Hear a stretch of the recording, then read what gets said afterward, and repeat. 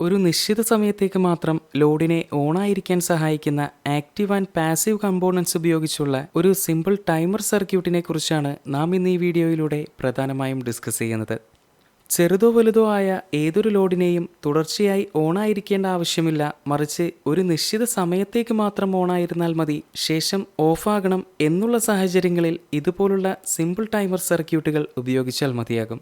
അങ്ങനെ നമുക്കാവശ്യമുള്ള time delay നൽകുന്നതിൽ പ്രധാന പങ്ക് വഹിക്കുന്ന രണ്ട് പാസീവ് കമ്പോണൻസ് ആണ് ഈ കാണുന്ന കപ്പാസിറ്ററും റെസിസ്റ്ററും.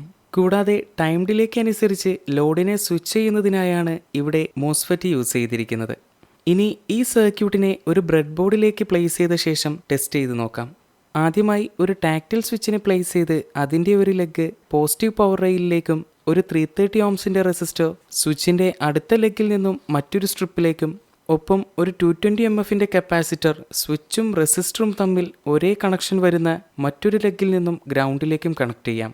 ഇനി സ്വിച്ചിങ്ങിനായുള്ള എൻ ചാനൽ മോസ്ഫെറ്റിൻ്റെ ഗേറ്റ് ടെർമിനലാണ് റെസിസ്റ്ററിൻ്റെ അടുത്ത ടെർമിനലുമായി കണക്ട് ചെയ്യേണ്ടത്. ശേഷം ഒരു ലോഡ് എന്നോണം LED ആണ് ഞാനിവിടെ യൂസ് ചെയ്യുന്നത്. അതിനായി ഒരു 1 കിലോ ഓംസിൻ്റെ റെസിസ്റ്റർ പോസിറ്റീവ് പവർ റെയിലിൽ നിന്നും റെഡ് LEDയുടെ പോസിറ്റീവിലേക്കും LEDയുടെ നെഗറ്റീവ് മോസ്ഫെറ്റിൻ്റെ ഡ്രെയിനിലേക്കുമായി കണക്ട് ചെയ്യാം. മോസ്ഫെറ്റിൻ്റെ സോഴ്സിനെ ഗ്രൗണ്ടുമായി കണക്ട് ചെയ്യുന്നതോടൊപ്പം തന്നെ 56 കിലോ ഓംസിൻ്റെ റെസിസ്റ്റർ മോസ്ഫെറ്റിൻ്റെ ഗേറ്റിൽ നിന്നും സോഴ്സിലേക്കും കണക്ട് ചെയ്യുന്നതോടെ നമ്മുടെ ഈ ടൈമർ സർക്യൂട്ടിൻ്റെ വർക്ക് കംപ്ലീറ്റ് ആയി. ഇനി ഇതിലേക്ക് പവർ നൽകി ചെക്ക് ചെയ്താൽ മതിയാകും.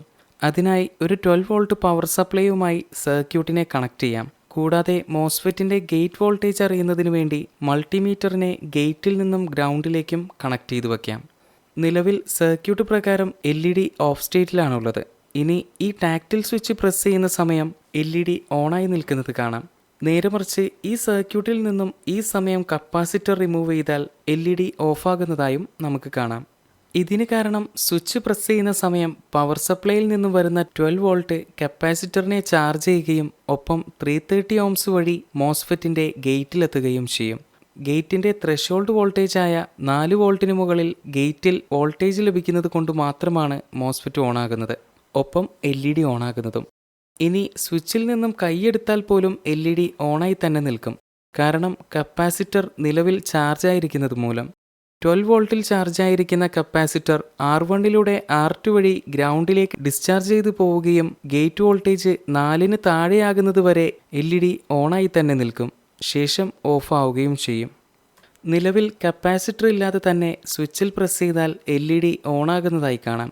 പക്ഷേ സ്വിച്ച് റിലീസ് ചെയ്യുന്ന സമയം തന്നെ LED ഓഫ് ആവുകയും ചെയ്യും.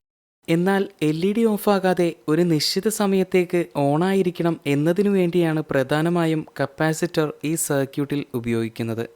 R2 എന്ന റെസിസ്റ്ററാണ് ഇവിടെ കപ്പാസിറ്ററിൻ്റെ ഡിസ്ചാർജിംഗ് ടൈം തീരുമാനിക്കുന്നത്. കൂടാതെ കപ്പാസിറ്ററിൻ്റെ വാല്യൂ മാറ്റിക്കൊണ്ടും ഡിസ്ചാർജിംഗ് ടൈമിൽ വ്യത്യാസം വരുത്താനും സാധിക്കും. ഈ സർക്യൂട്ട് പ്രകാരം 220 MFൻ്റെ കപ്പാസിറ്ററും 56 കിലോ ഓംസിൻ്റെ റെസിസ്റ്ററുമാണ് ഞാൻ ഇവിടെ എടുത്തിരിക്കുന്നത്.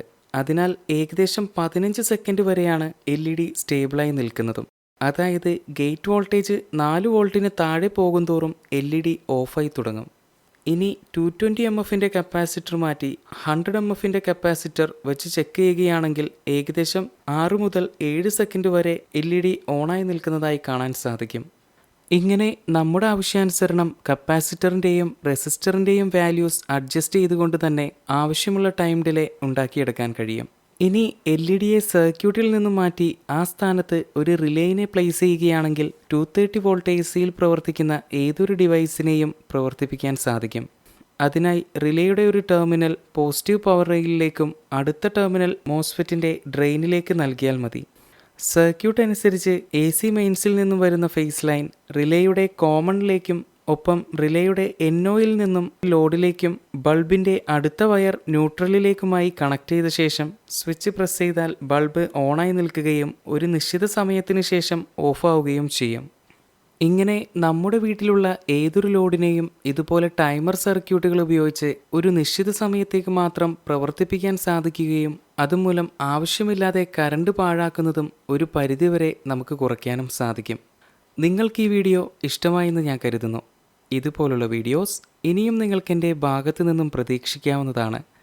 നിങ്ങൾക്ക് ഈ വീഡിയോ ഇഷ്ടമായെങ്കിൽ please like, share and subscribe my channel. Thank you for watching.